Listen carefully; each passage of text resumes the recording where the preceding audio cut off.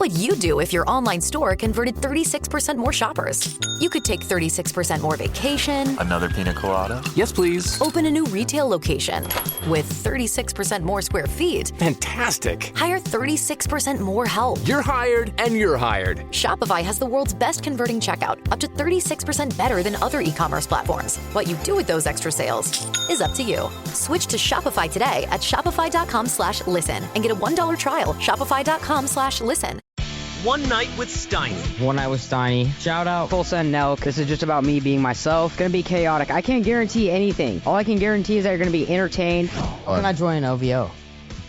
You can keep DMing Drake or keep paying. By the way, I like OVO. How do you know that I do that? I know you DM Drake all the time. I know. How do you know that? You paid me $3,000 on Venmo one time to text him for you. Dude. One Night with Steiny. One Night with Steiny, baby. Let's go. Follow and listen on your favorite platform. 11 o'clock here on Three Man Front. Landrum Roberts, Conrad Van Order, Pat Smith back with us tomorrow. Molly back next week. Hope everybody is doing well. We got college football news we will get into, including somebody's put out the SEC's toughest schedules. We'll get into that, as well as some of the early looks as we're getting closer to the start of the college football season for each conference, Power 4 and non-Power 4, and what those look like, and who we could be talking about when it comes down to a 12-team college football playoff in December. Guy who is on the beat, ear to the ground, finger on the pulse. He is our own Dixie Whistler. It is Jeffrey Lee of On 3, covering Auburn Dixie recruiting. Whistler. Did you guys used to shoot the Dixie Whistlers? Do they still have those? You could shoot them underwater at the lake. Man. Yeah. Crazy Bills. Crazy Bills. Yep.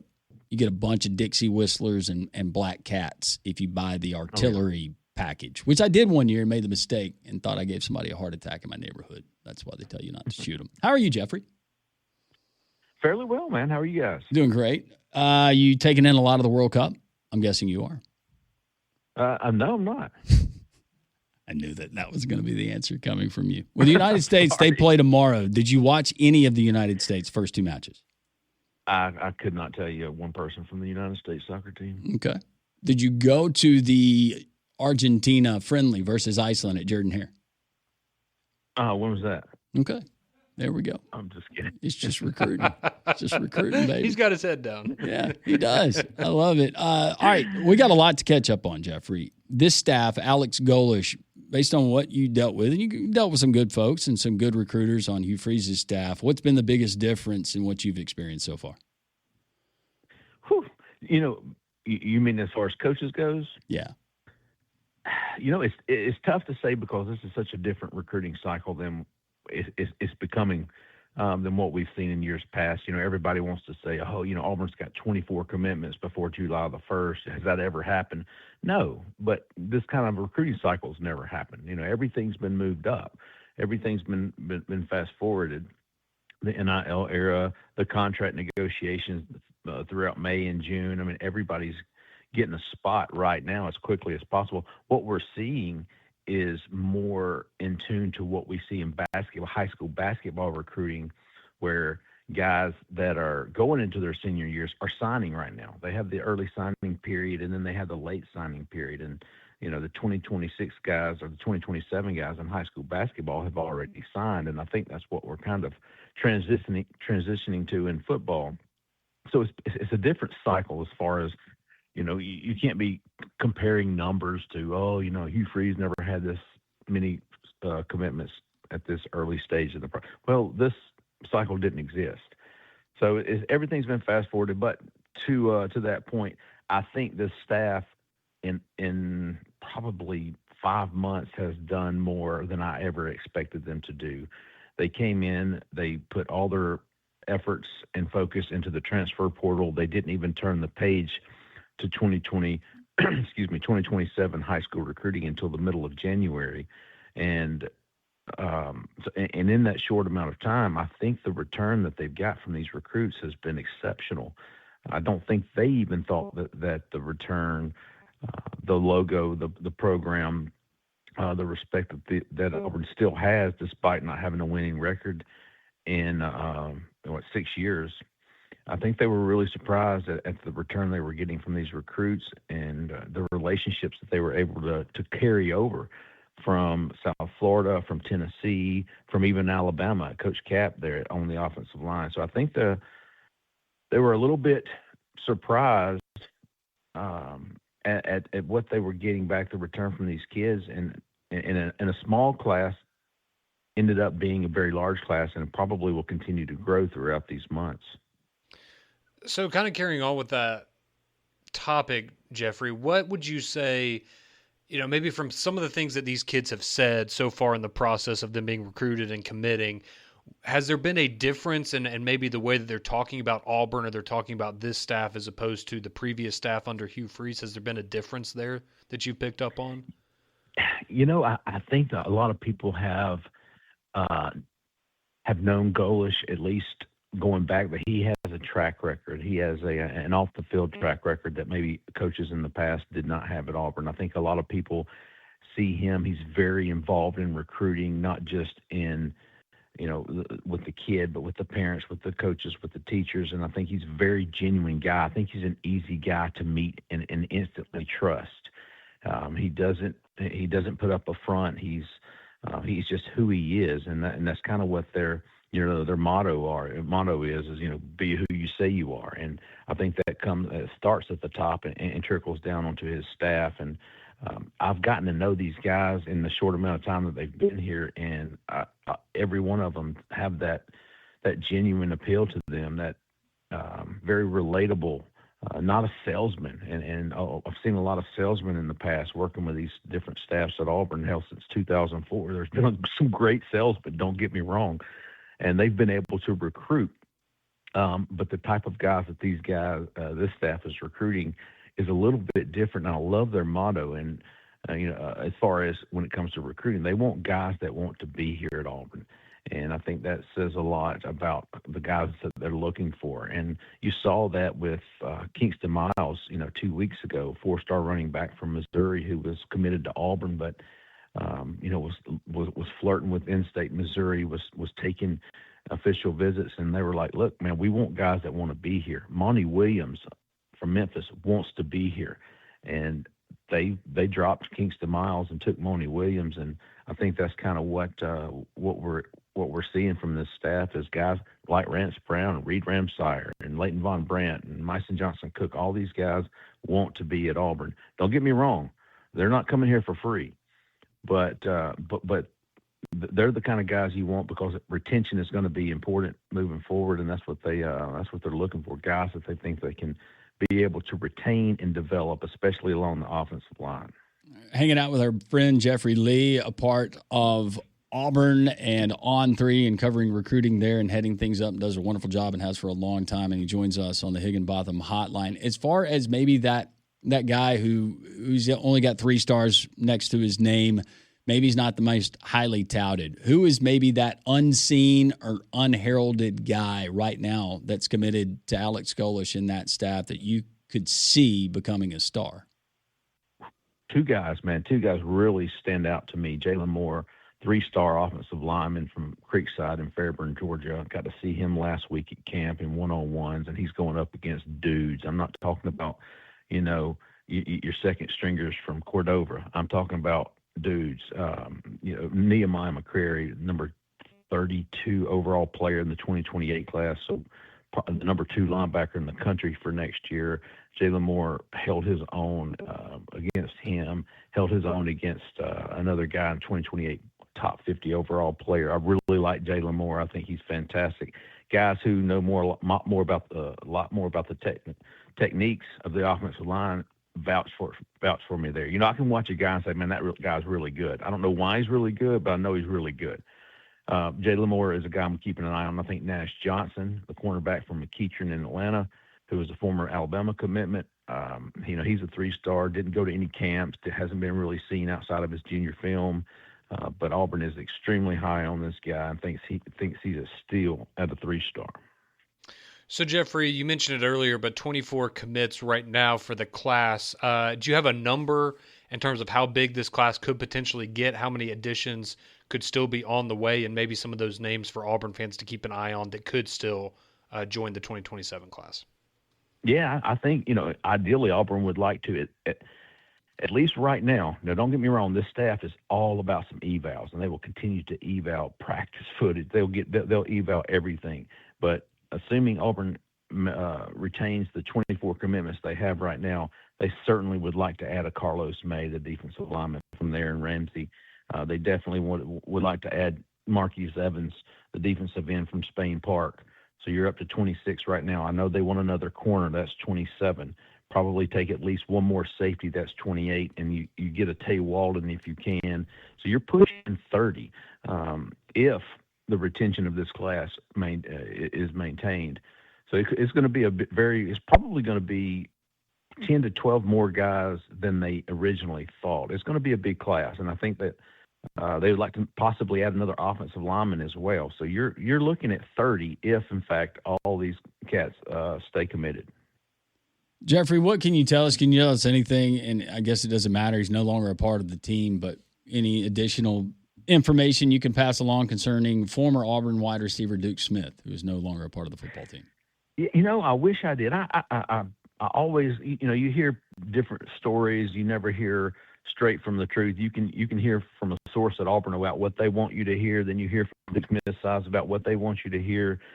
Basically, it wasn't a good fit. The new staff, Cody Burns, Duke Smith, it wasn't out.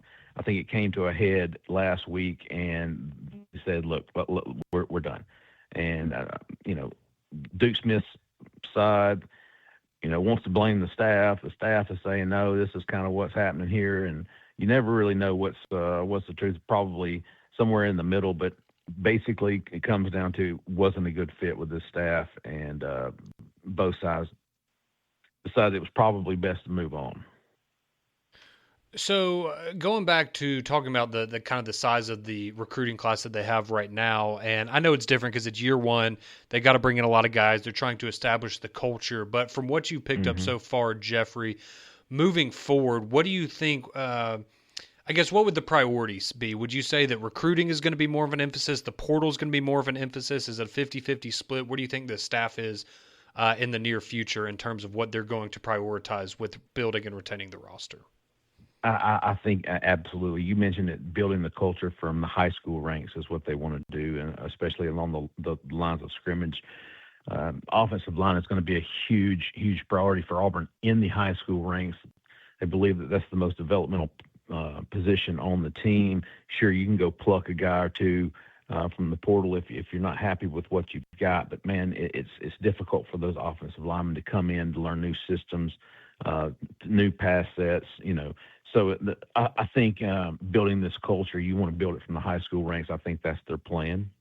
I think they didn't know that if they were going to be able to do that back in February, let's say, and they were expecting, hey, we might have to take a smaller high school class and go find some of these guys in the portal. And when those returns came back from these recruits, that, man, this is a good possibility we can get these guys. And I think they started to make that push because they believe that the culture piece, guys that want to be at Auburn, is going to come from the high school ranks. I think they're going to prioritize high school and then pluck from the portal when needed. And along those lines, and you don't cover Alabama, but I'm curious, and I know Conrad is. It's been reported, and we talked to Rodney at Tighter Insider, and some people believing that 15 might be all that Alabama takes, that they sign retention, continuity, all of that good stuff. You see a lot of different recruiting around the Southeastern Conference. Any theory you'd like to throw out as to what you think is going on, or maybe the line of thinking and what Kalen DeBoer and that staff, in the direction they're going? They're at Alabama? Yes. Yeah. Now, I can only go off of what I know, and that's what, guys like Andrew Bone, Tim Watson, those guys report. But, I've been there before. I've been in their shoes before. It's when you're not winning a lot of recruiting battles, at least in the high school ranks, you're losing recruits to Auburn, to Tennessee, to LSU. There's something going on there because Alabama, there's no reason for that to be happening to them. And, Alabama just lost Cedric Simmons to Auburn. Cedric Simmons grew up in a house full of, Alabama fans dreaming to play for Alabama, and he chose Auburn. There's something's not right there, and it might be NIL, it might be the offense, but I really do believe that that doesn't line up with what we're expecting from Alabama. I think they were 50 something in the class rankings, and I think that was a huge red flag for me last week when Auburn pulled Cedric Simmons from Alabama. When Alabama obviously was trying to get him. I don't know what they were willing to pay. I know Auburn wasn't willing to break the bank over this kid who's 5'10", and it doesn't really fit the mold that Alex Golesh is looking for in receivers. So, the easy explanation there is that they've got a lot of dead money, is what they call it now. A lot of dead money on the roster, and they want to keep that and be able to retain them at the end of the season, keep them out of the portal. So that's really there's one of two things, man. Alabama is either broke as hell, and we know that's not the case, or they're willing to wait and go to the portal and fill needs from the portal and also retain their roster. I'm leaning towards the second one because I know Alabama's not broke. Yeah, I don't think they're broke. They're not Rutgers. We hope not. Not Texas Tech either, though. No, that is no, they certainly are not. All right, last question for me, Jeffrey. Not to put you on the spot here, but just looking at what y'all are doing at On 3, y'all have Auburn right now. They are 12th in the recruiting rankings. Some other places a little bit higher, a little bit lower, depending on where you look. If you're to call it right now, where do you think Auburn ends up when all is said and done in this recruiting class? Are we looking at a top 10 team? Is there any chance of getting up into the top 5? Where do you think they ultimately land at the end of the cycle? No. I don't see Auburn getting top 5. I think top 10 is the ceiling for this class. I think top 15 is the basement. I really think this is a top 15 type year for Auburn. They're at 12. I think anywhere from 11 to 15 is where they're going to fall. I think it's most likely. I think just to get into that top 10, you're going to have to land. You're going to have to keep the guys that you've got. You're going to have to maybe get a couple of rankings bumps. Some of the guys I talked about earlier, some of those 3 stars maybe becoming 4 stars, maybe a Myson Johnson Cook becoming a 5-star, a Chance Gilbert becoming a 5-star. You're going to need a 5-star or 2 in that class to get into the top 10, and Auburn doesn't have that right now. You need to add a Carlos May. You're going to need to add a Tay Walden. You're going to need to add a MJ Evans, and so there are ways that Auburn can get in that top 10. Is it likely? Not really. I think top 15. I think anywhere from 11 to 15, and they would be tickled pink with that as far as numbers and as far as quality of athletes that they've got and culture guys. One of you mentioned it earlier. I think that's very big for Alex Golesh, setting the tone early in his tenure at Auburn to get guys in that locker room that want to be there, that are good culture fits, and want to build from that moving forward. Jeffrey Lee, Senior Recruiting Editor, auburnsports.com, at the letter J, Lee AU Sports, there on X. Part of On 3 and Rivals. Jeffrey, we always appreciate the time. Thank you. Very comprehensive, and we appreciate you answering or attempting to at least all the crazy questions we asked. Hey, I appreciate you guys having me on, man. Y'all have a great day. You as well. Jeffrey Lee joining us. All of our guests join us on the Higginbotham Hotline. You deserve solutions that are built for you. Higginbotham is your one-source solution for insurance, financial, and HR services. One of the big takeaways, what Jeffrey just told us. We'll discuss it next on 3 Man Front.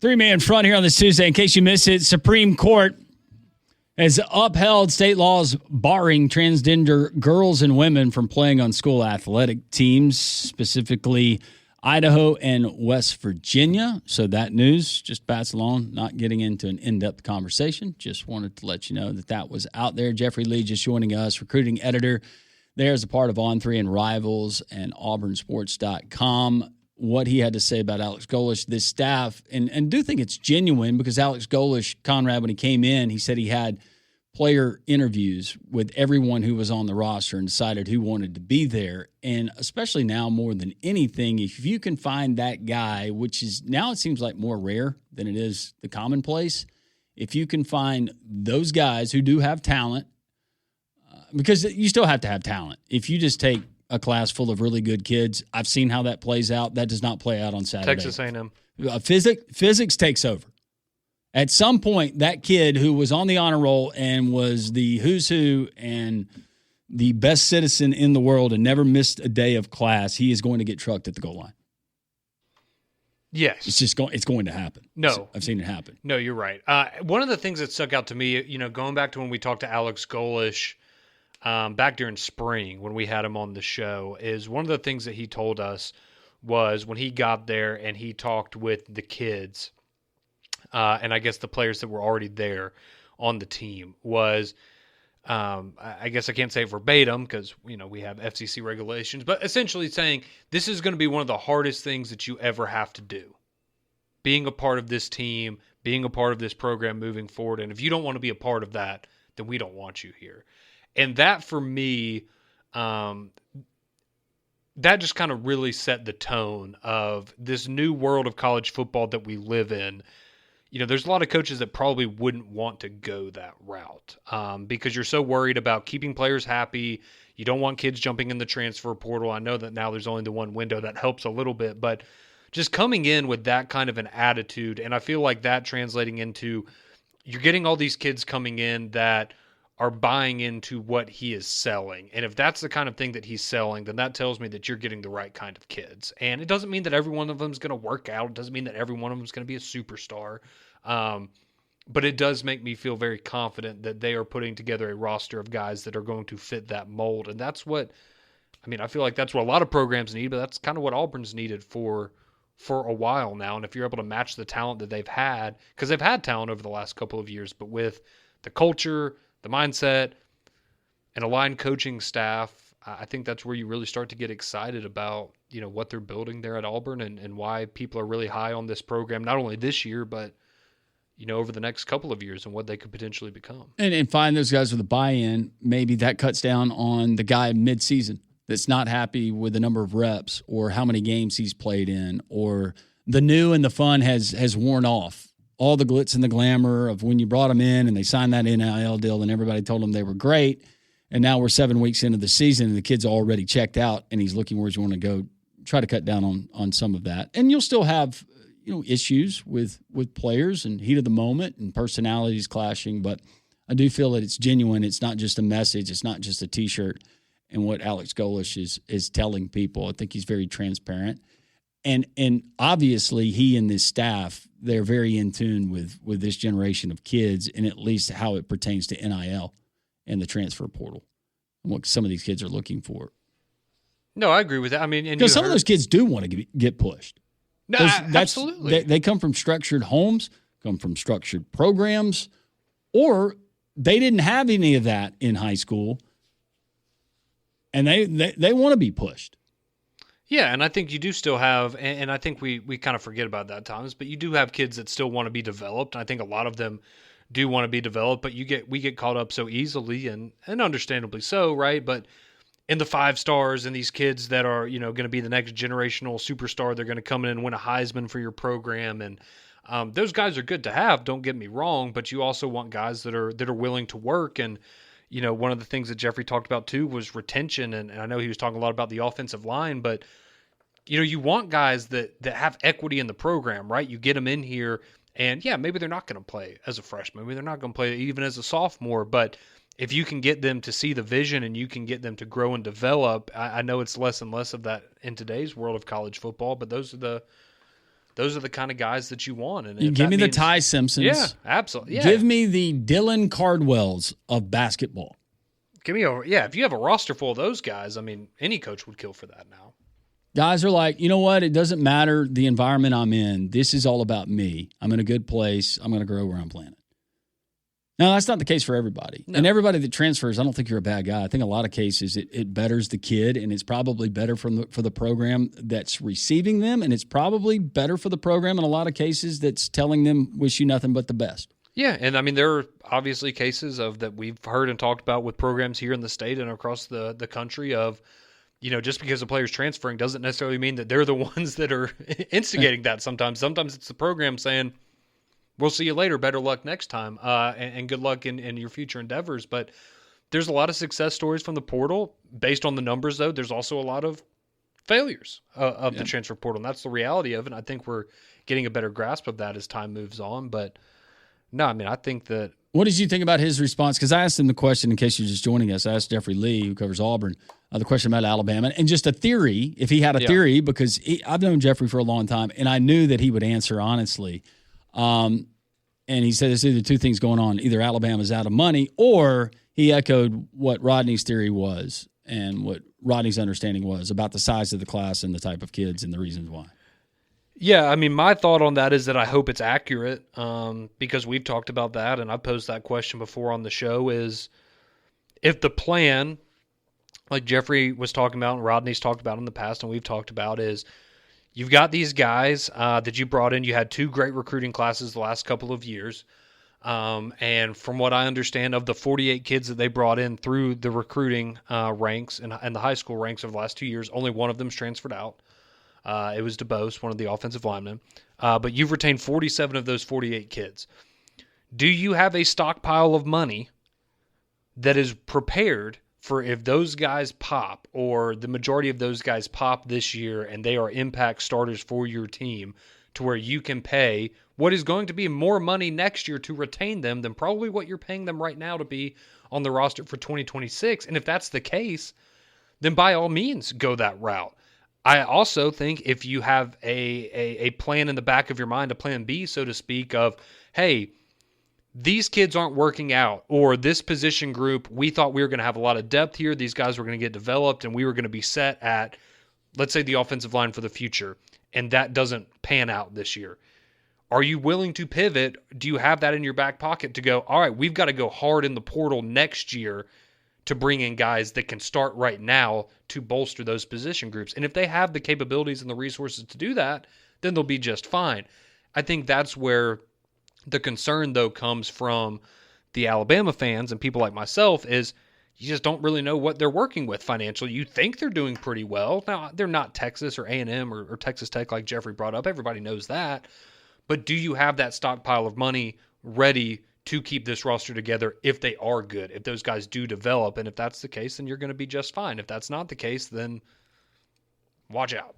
Yeah, 5-star players aren't just falling out of the sky. And if they were, you would want to make sure your home was protected with your roof. Noto Roofing, locally owned and operated. They can do it. Sammy and Matt Noto, I know these guys. You can trust them. They got Chris, who has been in the roofing business for almost 3 decades. Yeah, almost 30 years. Chris came out to our house. He performed the free inspection that they're offering to all of our Great Jocks listeners. He found hail damage. We got with the insurance company that determined that they were going to cover it. They actually replaced the roof. Not only did they take off the old roof, they added some decking, added the new black onyx roof that looks beautiful, did flashing, did counter flashing around our fireplace, our chimney, and then added ridge vents on 2 more portions of the house. I can already tell now that it's getting hotter outside, and it's hot outside, the temperature in my house. That means energy saving, so much more. You're going to be happy with Noto Roofing. NOTO roofing.com, local right here in the Birmingham Metro. Noto Roofing, NOTO roofing.com, or 205-848-2299. When Sammy answers the phone, tell him Landrum from Jocks sent you. You want to know who's going to be in the college football playoff. Conrad has extrapolated a lot of information. He's still got room in that big brain of his. He's going to tell us who we can expect in the college football playoff next on 3-Man Front. 11:35, 3-Man Front. Landrum and Conrad. Appreciate Jeffrey Lee joining the show. Barrett Salee, Braves Radio Network. Coming up at noon, Braves trying to get back on the winning side of things. 9-13 in the month of June. They've been dreadful. They host Pat's Cardinals. You got Liberator on the bump for the Cards, and tonight you got Martin Perez, who has not been too shabby. Hopefully he is not too shabby tonight, and the Braves can actually knock it in, guys, if they get on base and they're in running or in scoring position. That would be great. Still 3.5 games up on the Phillies in the National League East. A lot of different stuff we're getting into. Conrad's going to tell us his picks and the comprehensive picks for not only the Power 4, but also for the non-Power 4. First, the text line is open, 205-834-9450. And going back to recruiting, if your budget for the year is $25 million, how much money can you spend on high school kids that won't start? That is the balancing act that coaches are having to deal with. Yep. But this kid, we've got to have this kid. Well, I thought we had that kid. Well, now he's got a counteroffer from his representation. Michigan's offering him this. Well, we don't have that in the budget. Well, can we make room? Well, yeah, let's move some things around. A lot of that going on. Certainly is. This one reads, congratulations to Conrad and Hastings, the whole Jocks family and staff for the Freedom Face-Off. Your effort and participation made the whole event a great success and made for some interesting and entertaining radio. Thank you all. Well, thanks for joining us. We appreciate it. Yeah, I'm glad. And that was the one thing, whether, I had a solid performance or not, it seemed like everybody was thoroughly entertained and had a great time. The people that were up there got a lot of compliments from people listening on the radio and on YouTube as well. So we appreciate. And the Wounded Warriors Project got a charitable donation from Three Man Front. Absolutely. So it's all worth it. Going back to Terrion Arnold being released by the Lions, Nick Saban writing a support or character letter on his behalf. This one reads, Arnold's contract was $14 million. You count your losses and move on. Yeah, that was the point that I brought up. It's if you got to look at the long term. I know it's a lot of money. I can't imagine having that amount of money stolen from me or whatever the situation was, but you will have an opportunity to make that back tenfold if you just let it go. And unfortunately, it doesn't appear that happened. Yesterday, Paraguay upset Germany. Germany not making it to the round of, 16 for the third straight World Cup? Yeah. Oh, did you see the female German soccer fan that was so upset and cussing and doing her selfie video? No, I did not see that. I need to. I'll share it with you. I almost clipped it when we used it for audio because she's so passionate and disgusted, and I've been there as a Braves fan or just a sports fan. But then I thought, how many? You can kind of make out some of the words. She goes to Was it in English or was it in German? No, it was German, and then some English words got peppered in there. I gotcha. Yeah, there were a lot of heartbroken fans across the world yesterday with those 3 matches that we had. Somebody said, think of Paraguay over Germany as a 12 over a 5 in the college football playoff, or I guess college basketball tournament, and Morocco over Netherlands as a 10 over a 7. Okay. Ivory Coast is warming up right now as they're getting ready to take on Norway. That's the Viking row. I was almost bummed out because I was thinking the Netherlands, that's not the row. No, it's Norway. Netherlands wooden shoes. Clogging. Heidi? Right? Sure. Keep the text rolling in, 205-834-9450. Well, we do have a little bit of breaking news before we get to the next college football conversation. We were talking about it a little bit earlier in the program. Somebody had brought up the idea that Yaxel Lindeborg could be being joined by LeBron James very soon in Golden State. And just a couple of minutes ago, LeBron James has announced that he will not play for the Lakers next year, and he is going to enter free agency and play somewhere else next year. So that likelihood is looking more and more like a very real possibility. So we will find out LeBron's 4th team in his career after the Cavs, Heat, and Lakers. Who will it be? Probably the Warriors. I don't want him. I don't want him tainting Yax. I don't like that influence. He'll teach him how to flop. Room. Let me show you how it's done, young bud. Just take it to the house. How old is LeBron? 41, I think. Let's take it to the house. I would imagine, he's got you and Aaron Rodgers maybe 1 or 2 together. Left. Yeah. Well, 1 more year and free. Right off into retirement. Yes. All right. Coming up next, Conrad is going to tell us his college football power conference outlook. Who's going to the college football playoff? You don't want to miss it. Everything you need to know about this season. Next on 3 Man Front. 11:44, 3 Man Front on this Thursday. It'd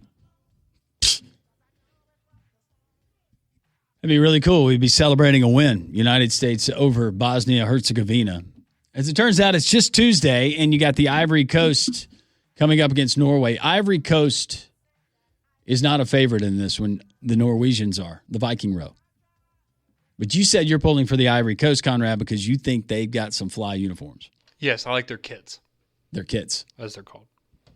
But the Viking row is pretty cool, too. You want to talk about some football day Norte Americana? Yes. Let's do that. I would love to do that. College football playoff, comprehensive breakdown, given schedule, rosters, time, place where the games are played, all of these metrics going in, as we take a look into the crystal ball, is if the games had already been played, Conrad, tell you who the champions are going to be. That is absolutely right, Landrum. So we have compiled a lot of data here to give you a little bit of a preview, a look at each of the Power Four conferences as well as the Group of Six as a whole, just to give you an idea what people are saying right now in terms of predictions for the college football playoff. So it's going to be broken down into tiers. Our friends over at On3, they have essentially their locks for each conference. Then they have the serious contenders and then the dark horses for each of these conferences heading in. So we can kind of go through these somewhat quickly, starting with the SEC, because we've already discussed this a little bit. And we talked about this, I believe, last week, because the best bets, the locks, so to speak, are as close to a lock as you could get for the Southeastern Conference. Unsurprisingly, we have the Georgia Bulldogs and the Texas Longhorns. Don't think anybody's going to push back on those two teams too much there. For the serious contenders... If I was going to push back on one, I would push back a little bit on Texas. Okay. For the serious contenders, we have A&M, Ole Miss, Oklahoma, Alabama, and LSU. So that would, so that's 7 teams right there that they're essentially saying, okay, looks like these are, the teams that are going to be vying for, top 15 ranking in the college football playoff at the end of the season. So I don't think anybody's surprised by those. Obviously, Alabama, Oklahoma, Ole Miss, and A&M all made the playoffs last year. LSU with Lane Kiffin, people expecting big things from them this year. So those are your serious contenders. And then for their dark horse, they have the Florida Gators. I'm still maybe wait a year on the Gators. I love John Summerall. We had him here on the program. He was great. Think he's going to do a fantastic job there in Gainesville, but that's why they're a dark horse. But give them a year, and then I'll have that conversation. Well, you have some coin flip games. So how much separates right now Florida with John Summerall and Auburn and Alec Golish? Look at the schedule, and they're going to play head-to-head early in the season at Jordan-Hare. Yep, week 3. All right, for the Big Ten now, let's move on to that conference. No surprise here. The best bets out of the Big Ten conference, as you would expect, Ohio State, Oregon, and the defending champion Indiana Hoosiers. I think we all agree that we'd be surprised if any of those teams didn't make the playoff. I think Ohio State and Oregon we feel the best about. I feel really good about Indiana too, but you are replacing a lot. So, maybe... a cake schedule. Yes, should be a cake schedule there for the Indiana Hoosiers as well as pretty much every team in the Big Ten. The serious contenders, though, from that conference as well. USC, they were on the outside looking in. They kind of showed that sign of life last year. Is this a year for him? It feels like he feels better about this squad than he has in years past. And if you remember when the coaching carousel was going on and there were a lot of names up for jobs, what did our buddy Trey Wallace had told us? Just keep an eye on Lincoln Riley this year. Well, because it feels like if they don't make the playoff that he might be. Well, I've heard those sentiments too, that maybe he's looking to get back at least to the middle part of the country. Maybe even to the Southeastern Conference. My hesitation with them is that they play Ohio State, Oregon, and Indiana in the regular season. That's tough. So you're going to have to win at least one of those games and go undefeated everywhere else to find yourself in. They also have Michigan, Kyle Whittingham, year 1. Maybe they're a contender for the playoff. Washington, as they bring back their star quarterback that tried to bolt for LSU. And their bizarre head coach, Jed Fish. Yes. And then Penn State with Matt Campbell. Maybe this is the year that they can, made it to the Final Four 2 years ago. Last year, big disappointment. Yeah, Maybe they bounce back. I've seen Penn State being that favorite sleeper. I don't know how much of the Iowa State, those guys coming over, is that going to translate? But, Campbell's a good coach. They'll be fundamentally sound. They'll be better than they were last year, but I don't know if I'm talking playoff for Penn State yet. No. And hilariously, but suspected, dark horse Iowa. Always. Right, because every year, maybe this will be the year they win 10 games and get in there, but it's Iowa. They'll go 9-3 or 8-4. They ran out of other schools to put in there that we would take serious. Yeah, so there's Iowa. For the Big 12, how about the Big 12 Conference? No Brendan Sorsby for Texas Tech, but they are still the best bet in the Big 12 to make the college football playoff. Them and BYU, just like last year, right? If history repeats itself, Texas Tech will be in, BYU will be the last or one of the last teams out. Some of the other serious contenders, Utah, they were another one of those teams. Remember, Vanderbilt wanted to play Utah in a scrimmage the conference championship week, try to get that last data point to maybe get one of them in the playoff. So Utah back there. And Utah is owned by a private equity. They are, yes, they are involved in that now, partially. But new first-year head coach for them with Kyle Whittingham leaving, but Devin Dampier coming back, really good quarterback. So Utah should be a lot of fun to watch. And then Houston. Willie Fritz, Connor Wigman. Yeah. They were good last year. Maybe this year. They'll be solid. Based on how their schedule plays out, they could punch their ticket to a college football playoff, but probably going to have to win the Big 12 championship to get there. And then dark horses, they have a lot for the Big 12. Kansas State, Arizona State, TCU, Arizona, and Oklahoma State. A very much retooled Oklahoma State. Very much. I think they'll be better, but With jersey patch. And coach and Mestamaker. And one of the top quarterbacks who's expected to be a Oak State, first-round pick. I'll go ahead and tell you, Oak State, they go 7-5 this year. They'll be a lot better. It'd be hard not to be a lot better than they were last year. They were awful. Yeah, last 2 years. I'm not looking at playoff for them either right now. All right, how about the Atlantic Coast Conference, or as our friend Brian Edwards likes to call them? Let me see if I can find this real quick. Oh, there it is. Conference. Oh, there we go. I mean, it's the Ass Candy Conference. There we go. Second time's the charm there. The Ass Candy Conference, as our friend Brian Edwards likes to refer to them. The best bets, Miami. I'll get to Cal. Where's Stanford? But Miami, unsurprisingly, almost won a national championship last year. I think they improved at quarterback with Mensa over what they had with Carson Beck. Yep. So we could see them maybe making a push once again towards You got the an national edge title. from Missouri, right? And Wilson? Yep. To replace Reuben Bain. So we'll see big shoes to fill there. But Miami going to be very, very good again, you would expect. How about SMU?